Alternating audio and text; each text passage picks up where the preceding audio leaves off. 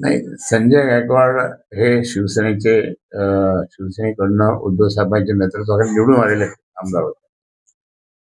नंतर त्याने गद्दारी केली आणि आता परत त्या ठिकाणी दुर्दैवाने परत निवडून आले. त्यांना असं वाटतं की आम्ही ते शिंदे गटात गेल्यामुळे त्या ठिकाणी आम्ही निवडून आलो, तर उद्धव साहेबांच्या बाबतीत काही बोलायचं. मी त्या संजय गायकवाडांना सांगतो की आता तू जास्त बोलू नकोस बाबा. आता जास्त बोललात तर त्या ठिकाणी हे तुला घातक राहील आणि म्हणून त्या ठिकाणी त्यांनी जास्त बोलू नये आणि समोरच्या व्यक्ती किती मोठ्या आहेत त्यांचा मर्यादा ठेवली पाहिजे. तुझी लेवल काय आहे? तुझी लेवल आमच्या लेवलची पण नाही आहे, पण तर उद्धव साहेबांच्या बाबतीत तर नाहीच नाही, म्हणून तू बोलू नको असं त्या ठिकाणी मी इथून त्याला समज देतो किंवा मी त्याला सल्ला देतो. विधानसभेत नंबर 1 वरून जयंत पाटील असं